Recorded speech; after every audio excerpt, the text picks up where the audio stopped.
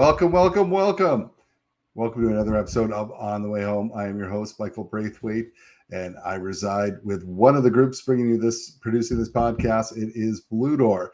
Blue Door is an organization in York Region serving 9 municipalities, and now we're into Durham and Peel regions as well in the areas of housing, health, homelessness, employment.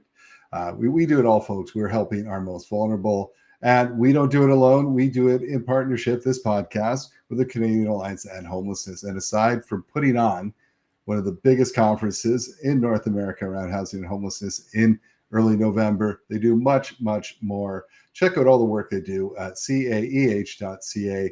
Hey, if you want to become a Built for Zero community and find out more of what that means, go to caeh.ca and check that out. Now, let's get on with today's guest because he is an amazing guest. I always chat with him about being Newmarket proud because that was his last place that he worked, the town of Newmarket, which is very close to my heart as we do a lot of work with that amazing town with Blue Door. I am talking about the president and CEO of Toronto Community Housing, Jag Sharma, who's joining us today. Jag has a really cool and diverse background. He went from the private sector to the federal government with Canada Post, to the city of Oshawa, to the town of Newmarket, meshing all those experiences together, and now is leading the second largest, as we were talking earlier, and he said it's the second largest in North America, the largest in Canada, social housing provider in Toronto Community Housing. I can't wait for you to learn more about the great work that they are doing. Jag, welcome to the show. Well, thank you so much, Michael, and some very kind words. I am Newmarket proud. And certainly Newmarket and York region are near and dear to my heart, as Toronto is as well. And thank you for having me today, Michael. It's great to have you here. And I touched on your background a little bit. It's pretty diverse and cool. Can you take us on a little journey as to who is Jag Sharma? Yeah, and I appreciate your kind words earlier. I started out in the private sector. My background's engineering. I expected to kind of stay. I started off with General Motors, moved over to Ford Motor Company, and it was fate that kind of took me out of automotive and took on a few more private sector roles. But then things started to change for me when I landed at Canada Post, the first, it's a Crown corporation, and ran the Gateway facility in Mississauga. And then shortly afterwards, had the opportunity to join the city of Oshawa as the Commissioner for Community Services. Was privileged to be asked to take the city manager position. And it really got me hooked on having a career that was more fulfilling because you're delivering services to, in that case, residents, and of course from a TCHC perspective, tenants, but that they had firsthand impact based on the decisions that you made. And from Oshawa, I moved over to the town of Newmarket, and I am incredibly fortunate to be asked to be in the lead role for Toronto Community Housing, massive organization delivering incredible services. And so I'm thrilled to be here with you, Michael. And you've been there, is it just over 2 years, or is it 2 years, or? It hasn't been 2 years yet. It's a year and a half. It feels like way more because it is a very complicated organization, but it's only been a year and a half so far. Amazing. Now, I would be remiss if I didn't ask you the question I ask everyone who comes on this show, and that is, what does home mean to you? Home is, of course, it has to start with that safe place where you can not only feel safe, but it is where you're surrounded by your loved ones. You're surrounded by that energy that gives you the ability to take on the challenges, whether it be day to day or otherwise, take on the world, really. And it's that place where you go to not only get rest, but to get the energy to do the things that you want to accomplish in life.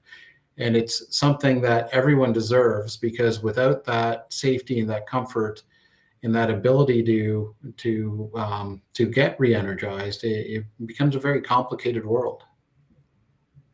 I love that. I love the re-energize part of it. It's so true, and that has been fairly unique. I don't think we've heard that answer so far, and we've asked that question a lot. Let's talk about Toronto Community Housing for people that may not know, the very few that may not know what it is. Can you give us the Coles Notes version on it? And for the young people that are saying, Michael, what are you talking about? Coles Notes were, when I was younger, what we would get if you wanted a summary of a book that you didn't want to read the entire thing. Of course, Jag and I never did that. We read the whole thing. But if you did want the Coles Notes version to summarize it, and that's what I'm asking him for, a quick summary, because as Jag has said, it's a massive organization, very complex, but we're going to ask him to learn a little bit about it. So absolutely massive organization, second largest in North America, second to New York, largest in all of Canada, approximately 110,000 tenants, almost 58,000 units. We're broken into three regions of East, West, and Central.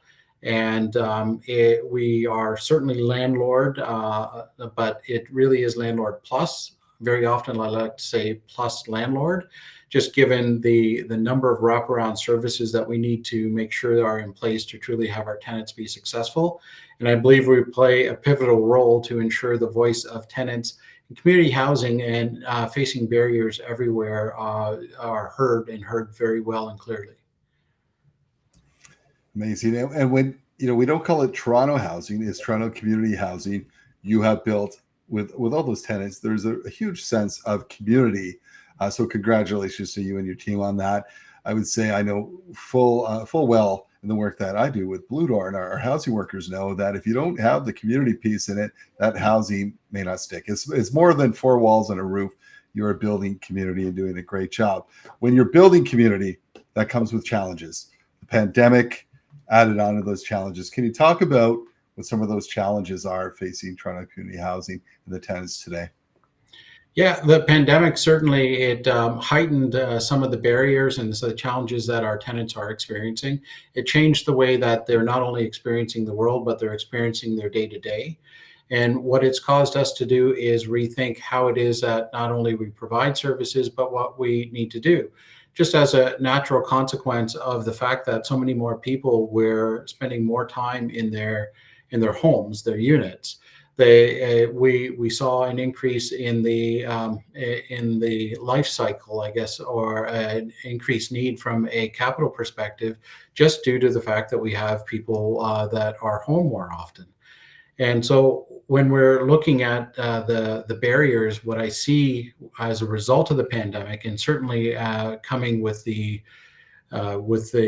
recession that's looming on the very near horizon, is that those barriers aren't necessarily going away. They're going to escalate further. And it's also going to put more people into the margins or into that gray area where they may need varying levels of support. But what I think that we are going to see is that the need is not only great, but it's going to continue to grow, especially for the foreseeable future. Absolutely. And we're seeing a different kind of person, but a different, so where it was really, really vulnerable people, we're also seeing a lot of people who are working full time now that can't afford housing. And many of your community members would be working full time. Yeah, you're so right, Michael. And actually, I was with, it used to be Deputy Mayor Bailao on Monday evening, just with it being National Housing Week and all. And but now she's no longer with Toronto Council. But so Anna Bailao was saying, in her journey from a housing perspective, you really didn't begin to see headlines 12 years ago when she started at it. But now that it's more than just that smaller segment of the population who are, more significantly financially challenged, and it's more of the middle income that are being impacted as well. You're seeing housing as a priority with all levels of government, and certainly you're seeing those pressures very much in the middle income residents in municipalities as well. Yeah, I mean, honestly, day to day, you can't look at the news without hearing about housing, whether it's this bill, Better Housing Faster, whether it's the Auditor General taking a look and saying we haven't been able to measure whether all these programs we're doing are making a difference. Housing is on everyone's minds. Yeah, absolutely. And it not only, and it should be. One, it is, the cornerstone of what we're going to need in order to assist with those facing those barriers and challenges. But not only that, what it builds is the community that's necessary for municipalities and great cities like Toronto to be successful. The individuals that we're talking about are critical to the success of the city of Toronto. This isn't just individuals that are seen as financially challenged and perhaps been more marginalized in the past. This is around the fabric of individuals that deliver great services every day in the city, whether that be it could be within the healthcare sector, within the education sector. These are middle income employees that need help, and we need them in order to have a successful municipality.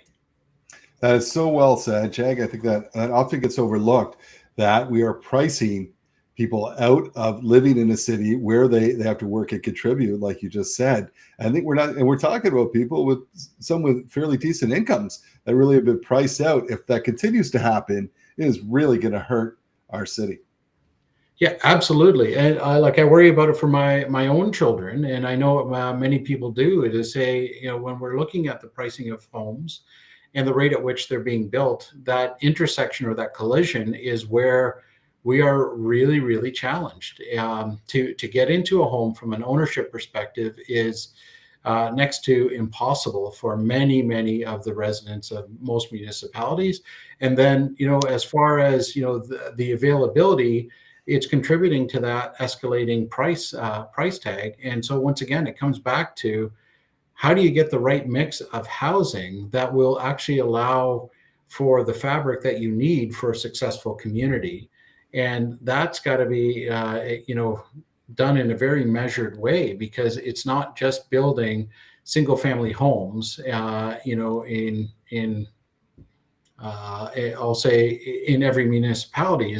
This is about making sure that the right built forms are available at the right price point so that we can keep people within their communities. Yeah, well said. And let's talk about affordability. Not, if we're going to make housing truly affordable, we also have to make it a lot greener. Can you talk about the Toronto Community Housing's efforts to do so? Yeah, so there's a couple of different dimensions there that I can share with you. One is that we, been very successful. We're very fortunate for the funding that we were able to secure through CMHC and the city in order to get us to a state of good repair for the portfolio that we have. And it is a large portfolio. 2,100 buildings now. 600 of those, approximately 600 of those, are scattered homes that are moving over to land trusts. In fact, they believe the ink is dry on those, and that they have moved. And then there's about 83 seniors buildings. But still, when we look at the number of buildings that are in the Toronto Community Housing portfolio, I still have approximately 1,500, which is a large number. It takes a lot of money not only to keep them into a state of good repair, but part of that agreement that we have in place is also to achieve a 25% reduction in energy consumption.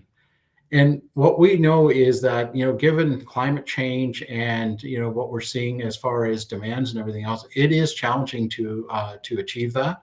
But there's great work happening with my team, whether that be strategic cladding that adds to the R value of the buildings that we do, to cogen.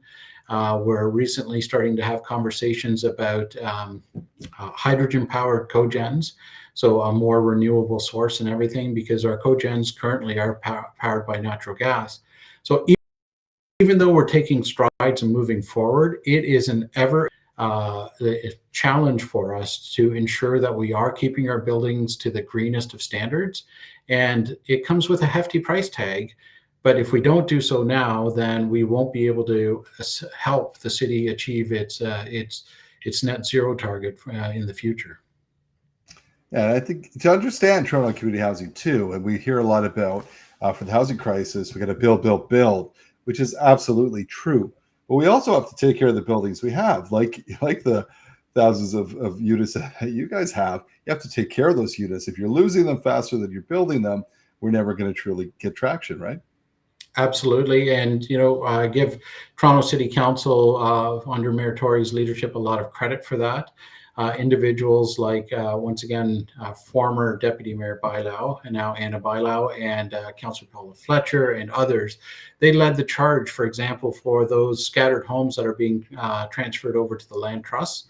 Those homes will be in perpetuity for community housing, and they will never be allowed to be sold, and there will be no political decision or otherwise that will allow them to be sold.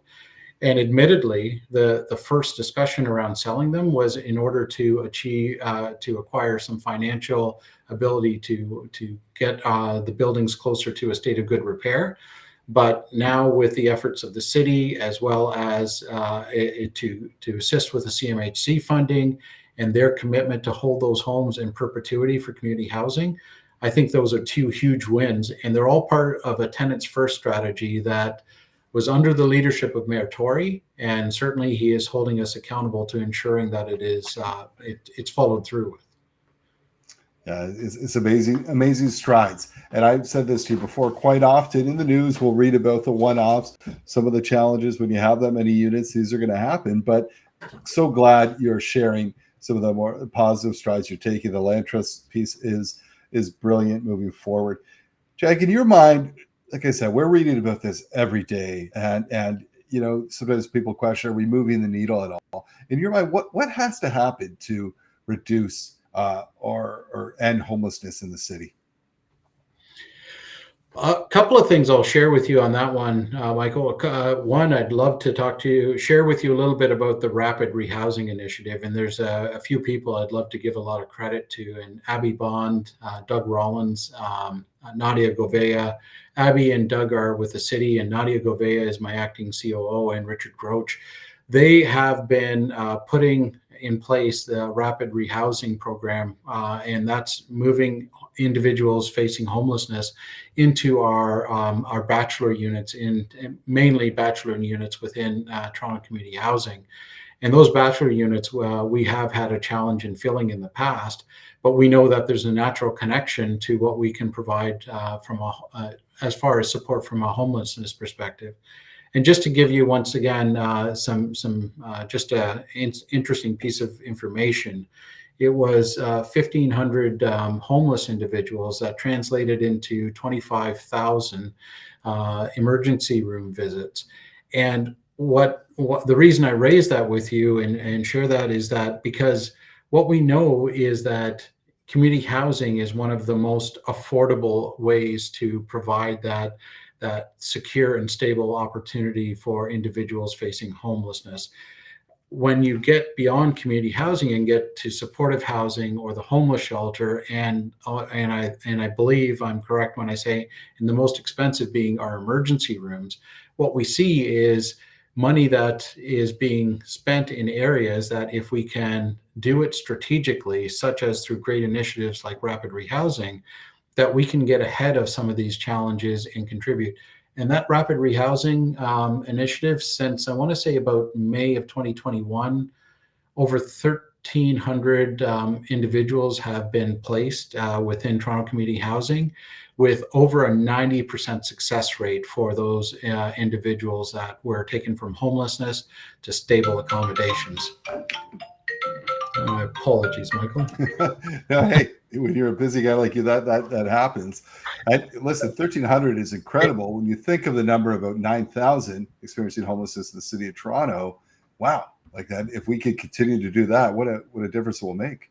You're absolutely right. But the other piece I wanted to say is, the way that we really begin to make more progress from a homelessness perspective is we've got to further break down silos, because this didn't happen unless we were, in a meaningful partnership with the city, and we were receptive to making sure that we help make it a success. We need more of that across, all of our partnerships that we have, because what's clear to me is there's not enough money to go around in order for us to each own all of it. And we shouldn't try to own all of it. We really need to make sure that we leverage the great partnerships that we can, because just a small anecdote, like when we were out when I was out in Oshawa as city manager, and we were having homeless challenges there as well, what we learned very clearly was the municipality wasn't the trusted voice. So we needed to step back and make sure that we put others, like the John Howard Society and others, forward in order to ensure that we were doing the best for the individuals facing homelessness, as opposed to leading with what we traditionally do in owning it all. And that's the same thing I think we need to do even from a Toronto Community Housing and others, is we need to bring our partners to the table and really effectively work together, because we can't keep tripping over each other and trying to do the same things that, like, we can't keep duplicating, I guess. Yeah, you're competing against each other, duplicating the work. It's not effective. It's not efficient. Let's continue on that thread with, let's just even talk about outside our sector. What role do others play in the sector? Or how can we look to other sectors to step forward and help during this crisis? Well, there's a great example, and once again, Abbe Bond from the city, and certainly under Mayor Tory's leadership with the University Health Network. There's a supportive housing development that was done through a modular build in the Parkdale community, I believe, and it's a partnership in order to advance social medicine. So that's an example of how we take of course, the healthcare industry and connect it with housing and supportive services. And I think it's a great example of, breaking down some of those barriers and great collaboration.